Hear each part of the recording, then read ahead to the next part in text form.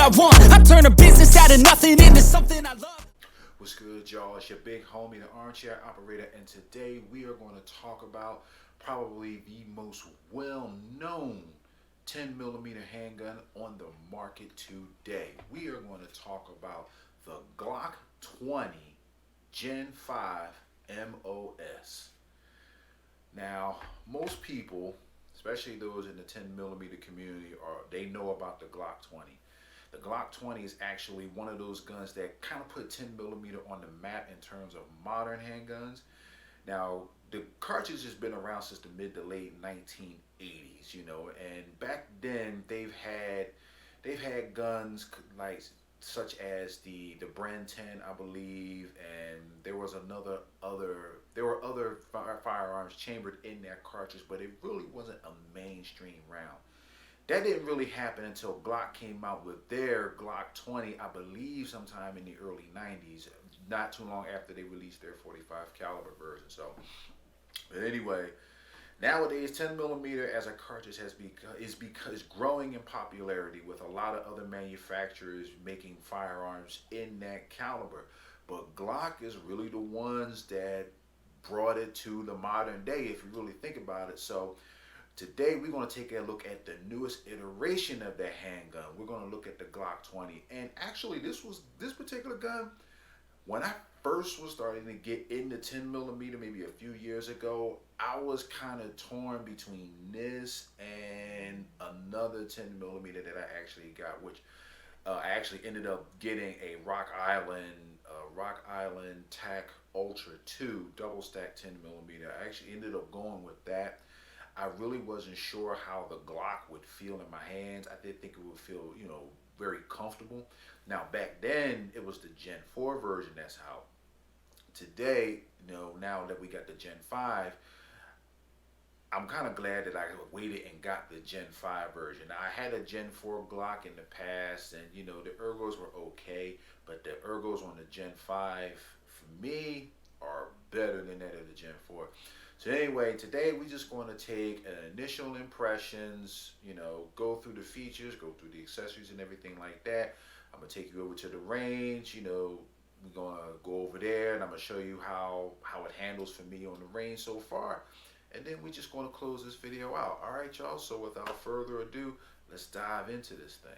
Okay, y'all, here we go. Glock 20 Gen 5 in all of its splendor inside of its case anyway. So as you can see, we got the typical Glock case that we all know and love. Kudos to Glock for still giving us the hard case after all these years. But we didn't come here to look at the case. We came here to look at the piece. So let's go ahead and open this thing up, shall we? And here we are. First thing we're going to do is going to do a quick clear check. There we go. The firearm is clear. Magazine is unloaded.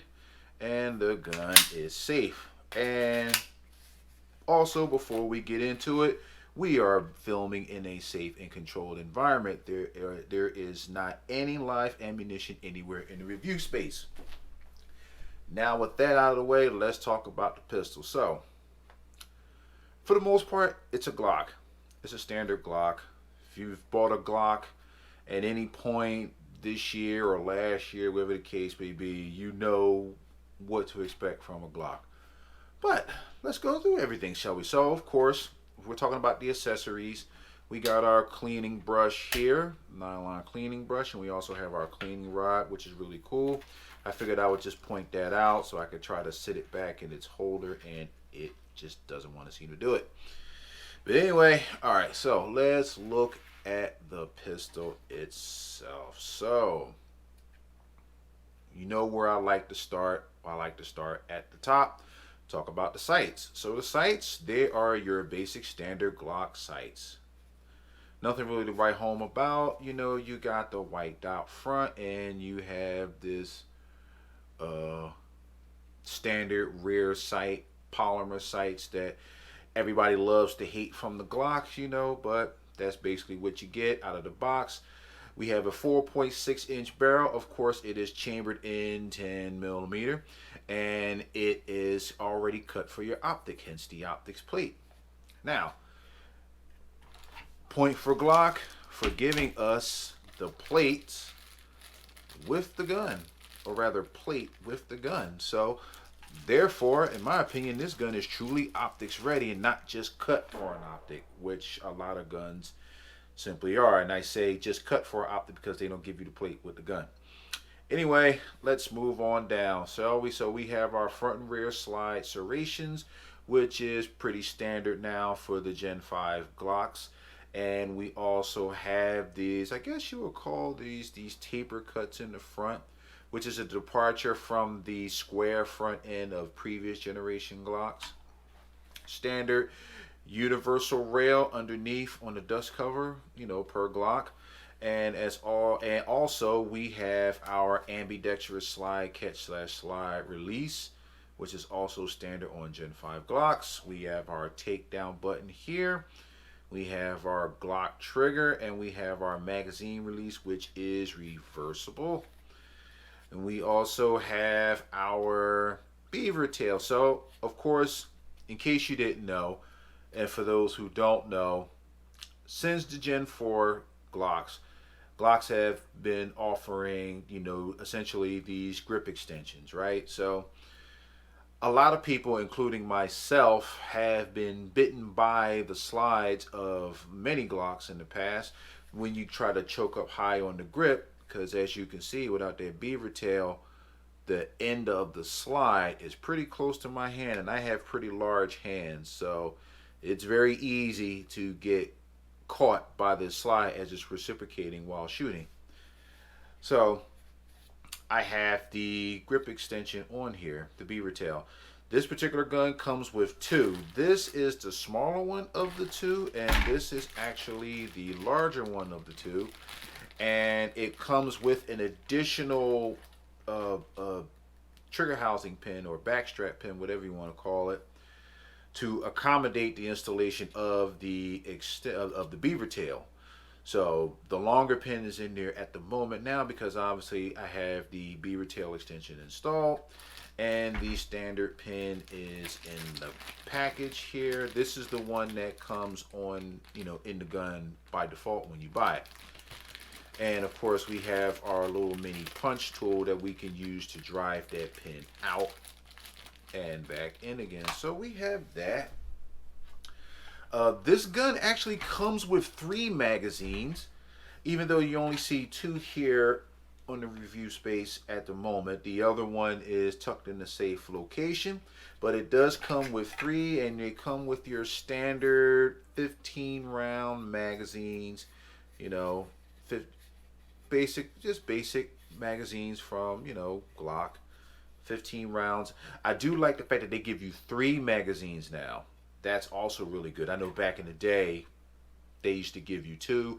Unless you bought a blue label Glock, then they give you 3. But now they give you 3 from the rip, so that's really good.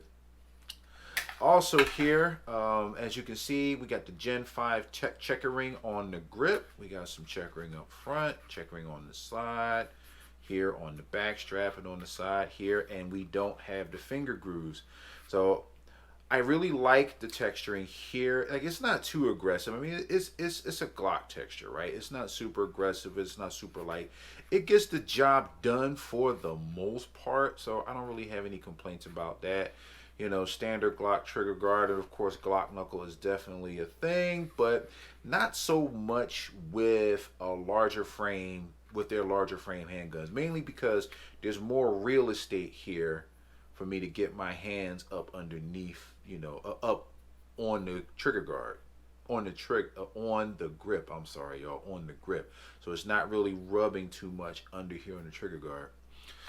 So let's just go to trigger real quick. I'm just going to show you. It's a standard Glock trigger, but anyhow, that's the take up.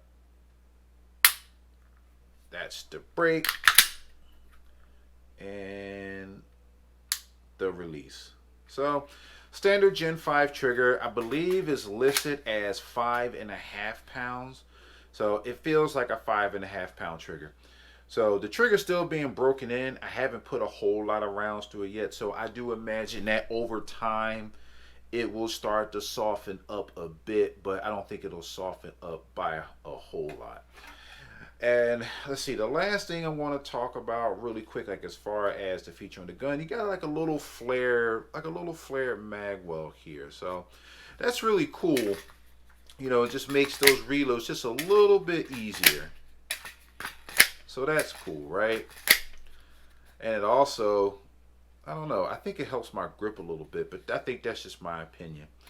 And of course, we got your little customary cutout back here, and that's just so that you got a little bit of purchase in case you got to rip that magazine out if it gets stuck. That's why that's there, in case anyone was wondering. So, like I said, that's basically it for as far as the features and accessories go. So, what we're going to do is we're going to take a pause real quick, slide on over to the range, and then I'm just going to show you how it handles for me, and then we're going to go from there. All right, y'all. So I wanted to keep things pretty simple to start off with. So I put the target out at about the 7-yard line. And I just want to get a feel for the gun. You get used to the grip, the trigger, you know, in the 10mm package and everything. So I just wanted to keep things kind of simple and easy. And, you know, the magazines are easy to load. So let me just put that out there right now. They're easy to load, but Glock magazines typically aren't difficult to load. Sometimes new magazines get kind of hard when you get near the, you know, once it's get close to being full, but I didn't have any problem with the 3 magazines that I have with this Glock 20. So, but anyway, as far as how it's shot, I had one hiccup. And honestly, it was just a failure to feed. The slide is still, you know, a little hard to rack because the recoil spring is still new and the gun is still being broken in. So that's basically all that was. But for the most part, the gun ran, you know. And what I put through the gun, I put through some SIG Elite Performance 180 grain. It was a hollow point, jacketed hollow point, you know, basic self-defense load. And I also put in the last little bit of the cellular and bellet 180 grain full metal jackets that I had left over. And I ran a few dozen rounds of the 2A Warehouse Reman 10mm full metal jackets through it. And honestly, the gun ate every single round. After that initial bob on, like I said, I basically attribute that to the gun being broken in and the recoil spring is still being stiff. But one thing I will note too is the fact that I'm a little bit surprised at how well I performed with the gun. Now, granted, you know, I'm used to shooting Glocks. You know, I carry Glock 19, but we all know 10mm is different than that of 9mm. So, you know, it's a bit of a different beast, but even so, it wasn't bad. The larger grip of the Glock 20 really makes it easier to control the recoil.